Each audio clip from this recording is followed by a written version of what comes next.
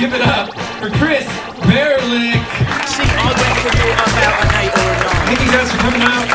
I went to an awesome New Year's Eve party this year, you guys. I went to this all-geek, all-nerd house party, and it was just awesome. I open the door, I look around the room, and there's like 250, 300 nerds. They're dancing, they're drinking, they're twerking, they're having a good time. But then I took a closer look around the room, and I noticed that there were like 5 or 6 pairs of girls making out with each other. And in the back of my mind, I was wondering if they were naturally gay when they came in, or if they just became prison gay when they noticed the dudes they could go home with. Yeah. That guy's trying to hold a lightsaber duel with the cat. That guy's trying to install Google Chrome on the sofa. I was talking with one of my female friends on the phone recently, and she was complaining because, white women.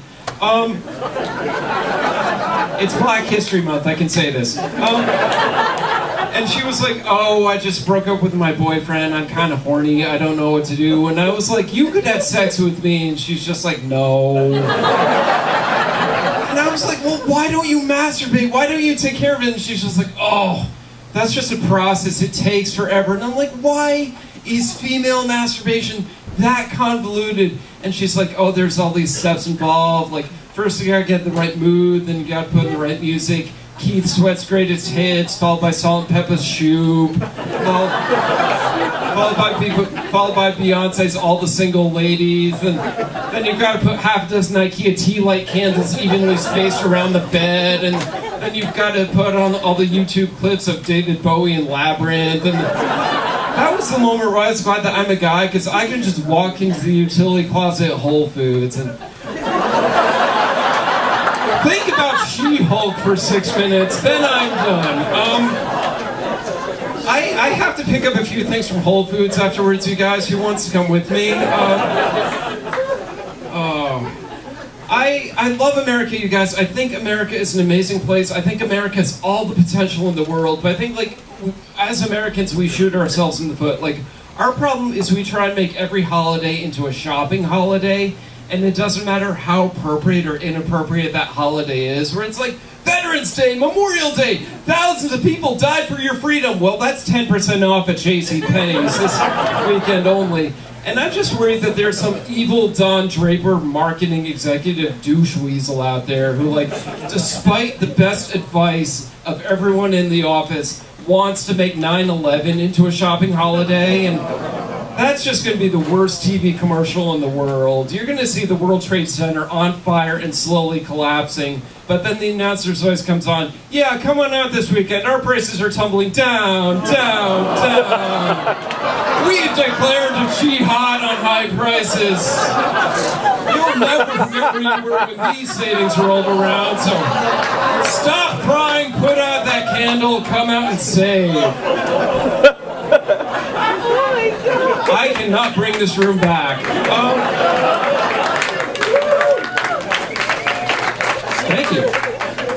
Thank you.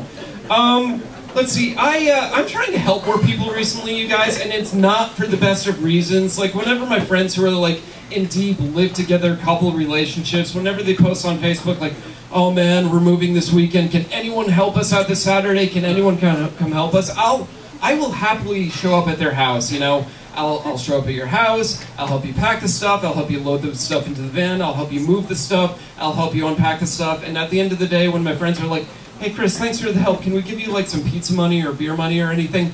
That's where I look them dead in the eye and I say, the next time you guys have sex, I want you to call each other Chris Barylick as you have sex. And I think this is helping. Here we go.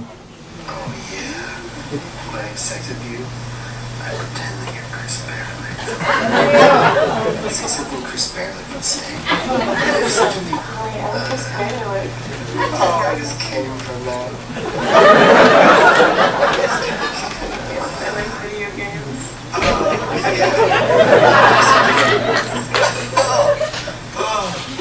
Yeah, more. I like to watch TV, eat food. Oh, God.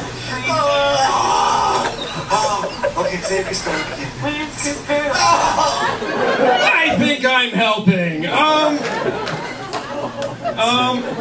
I've got a dream job, you guys. I've been thinking about this. I think that my dream job is to become a fireman, but then I realized that they're not looking for firemen like me. And I think where the idea screws up the most is when it comes down to the hunky fireman calendar they sell every year, where, you flip over to 1 month and it's a shirtless, chiseled guy single-handedly washing company fire truck. Sexy tagline is just like, "It's getting hot in here, girl!" And then you flip over to the next month and it's a really cut dude playing frisbee with a Dalmatian. Sexy tagline is just like, "It's getting warmer now!"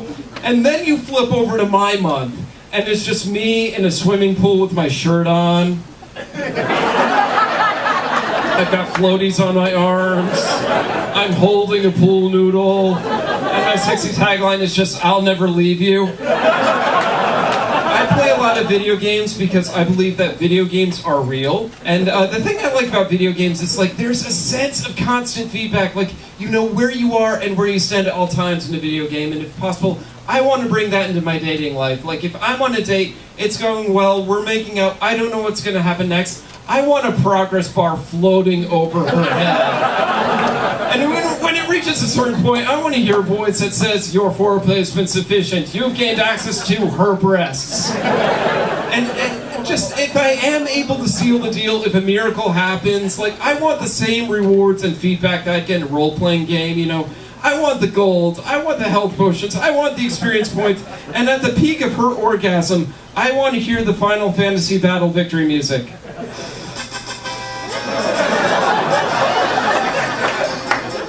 Because I think this is what the female orgasm sounds like. Thank you guys for coming out. We have an awesome show.